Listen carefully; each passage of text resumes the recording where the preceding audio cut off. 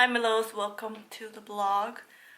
I just woke up and my voice is so raspy and I look so pale. Like, I haven't tanned in so long. But anyway, so I'm just gonna vlog today. I do want to tell you guys that I am using a different camera. I think this camera has a filter. I already tried to take it off and it doesn't come off. I can't do nothing about it. Like, sorry, you know? My face looks pretty fake because this is not how my face looks like in real life. Yeah, so today I think I'm gonna clean.